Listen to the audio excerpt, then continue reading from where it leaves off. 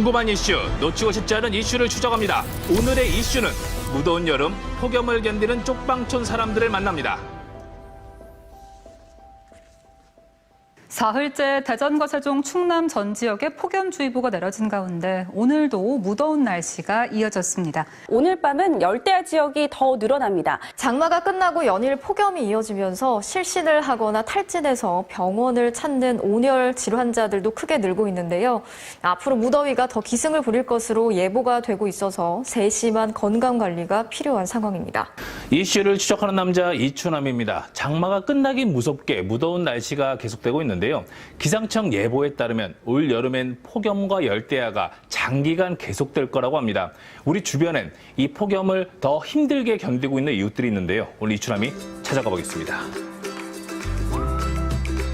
대전역 인근에 위치한 쪽방 상담소.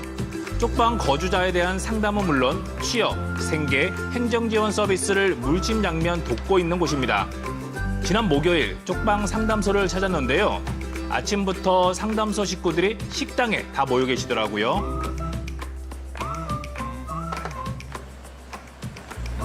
안녕하세요. 네, 안녕하세요. 이런 시간부터 다들 바쁘신데 오늘 식당에 모여서 뭐 하시는 거예요? 네, 저희가 그 쪽방 생활인분들 대상으로 도시락 나눠드리는 사업을 하고 있는데요. 지금 이제 포장하고 배달 준비하고 있는 상황입니다. 무더운 여름이기 때문에 도시락 준비하실 때도 신경 쓰이는 부분이 많으시겠어요. 다른 계절에 비해서 훨씬 더 그 주민분들의 영양 상태에 대해서 더 신경을 쓸 수밖에 없는 것 같고, 또 도시락 준비하면서 뭐 여름철에 워낙 덥다 보니까 음식이 빨리 상할 수도 있고 또 부패할 수도 있어서 최대한 빨리 이렇게 전달하고 섭취하실 수 있도록 그런 부분에 좀 신경을 쓰고 있습니다. 갓 지은 밥과 반찬이 식기 전에 서둘러 배달을 가야 하기 때문에 마음이 급했습니다.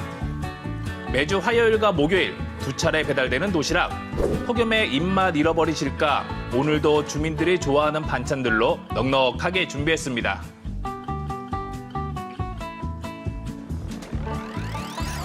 대전 쪽방 상담소 조사에 따르면 2022년 기준 대전의 쪽방 수는 1,425곳으로 집계됐고요. 쪽방 거주자는 620여 가구라고 합니다. 쪽방에 거주하시는 분들이 이 여름이 가장 힘든 시기라고 얘기를 들었어요. 사실은 이분들이 사시는 가옥 구조는 바뀌지가 않았어요. 똑같이 단열도 안 되고 냉방할 수 있는 장치들 설치하기도 힘들고 또 설치해서 유지하기도 힘든 그런 상황이기 때문에 공교롭게도 어제 40대의 남성분이 혼자 사시다가 이렇게 오랫동안 돌아가신 지 한참 됐는데 그걸 발견하지 못하고 어제 저희들이 먹거리를 배달 갔다가 발견을 했어요. 뭐 심하게 냄새가 나서 이제 경찰서 연락해서 들어가 보니까 돌아가신 지 오래된 거죠. 도시락은 고동이 불편한 주민들에게 일주일에 2번 지원됩니다. 이 폭염에 잘 지내고 계신지 도시락 배달을 하면서 쪽방 주민들의 건강도 살펴볼 계획입니다. 제 기분 탓인가요? 도시락도 복주머니 모양이지 않습니까? 이 사랑의 도시락 드시는 분들 모두 건강하시고 행복하셨으면 좋겠네요. 도시락 포장하면서 아침부터 땀을 많이 흘렸는데요. 이 도시락을 얼마나 기다리고 계실까요? 쪽방 상담소에 따르면 쪽방 거주자의 70% 이상은 고령의 어르신이자 기초생활 수급자로 파악된다고 합니다.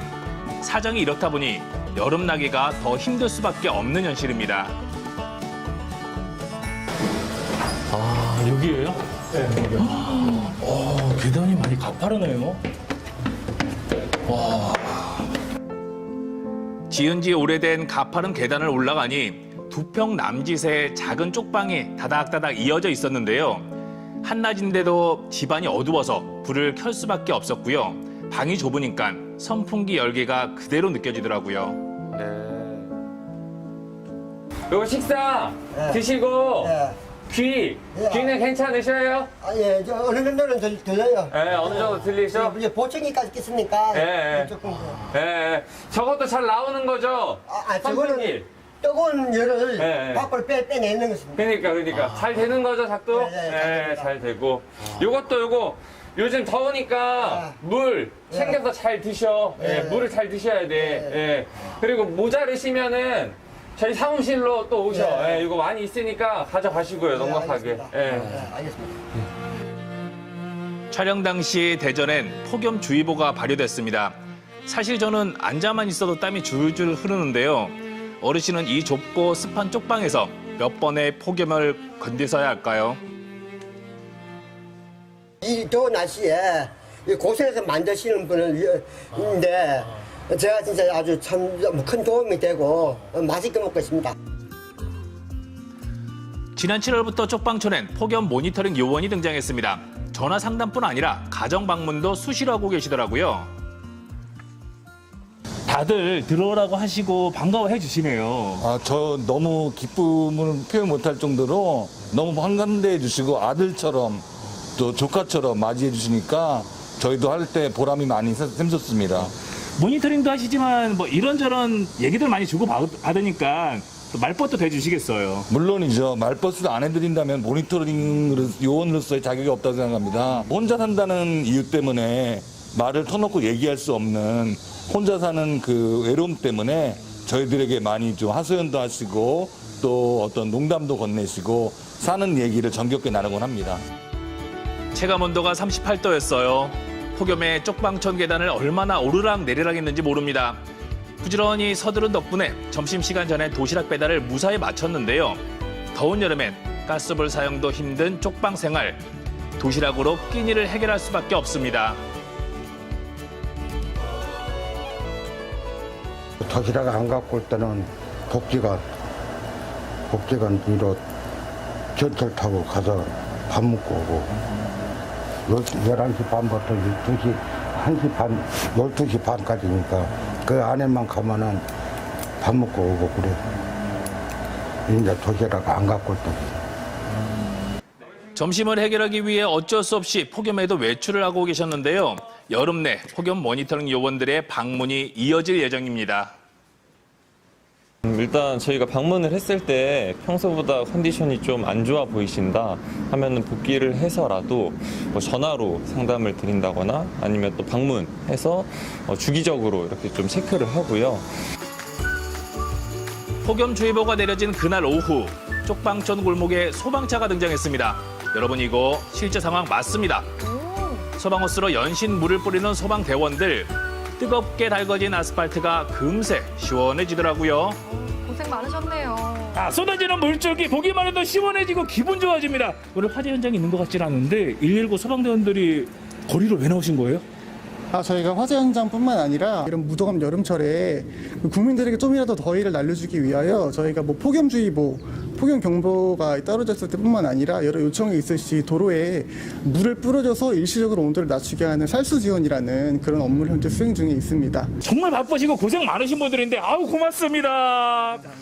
이 물줄기들이 희망의 물줄기가 돼서 방방이 곳곳으로 스며들었으면 좋겠습니다. 폭염주의보가 내려지면 쪽방 상담소는 무더위 쉼터가 됩니다. 오후가 되자 더위를 피해 상담소를 찾는 주민들이 꽤 많았는데요. 에어컨 바람 쐬면서 땀을 식히는 시간, 주민들에겐 사랑방이라고 합니다. 그래도 다행입니다. 맞습니다. 어때 무더위 쉼터 가끔씩 오세요? 네, 가끔씩 오고요. 더울 때는 와서 쉬었다가 좀 앉아있다가 갔다가 또 더우면 또 와서 있다가 가고 그래요. 더위를 식히니까 좋아요. 다행히 올해도 쪽방촌에 도착한 후원 물품이 많습니다. 쪽방 주민들의 건강한 여름을 위해 마음을 보내온 이웃들, 폭염을 견디게 하는 힘이 되고 있습니다. 상대적 빈곤, 절대적 빈곤을 얘기를 하는데 이분들은 절대적 빈곤에 처해 있는 부분들이고 특히 어려운 것이 이제 그 의식주 중에 가장 그 해결하기 힘든 주의 문제, 거처의 문제거든요. 그래서 그 주거 빈곤층, 저희들은 비주거 생활인 뭐 이렇게 표현을 하는데 이분들의 그 집을 구조적으로 바꿔줄 필요가 있습니다. 전국적으로 무더위가 기승을 부리고 있습니다. 여름이 가장 두렵다고 말하는 사람들이 있습니다. 혼자 생활하는 외로움과 선풍기 더운 바람을 견디며 혹독한 여름을 보내고 있는 쪽방촌 사람들. 모쪼록 폭염 취약계층을 보호하는 현실적인 안전장치와 지원들이 더 다양해지길 기대합니다.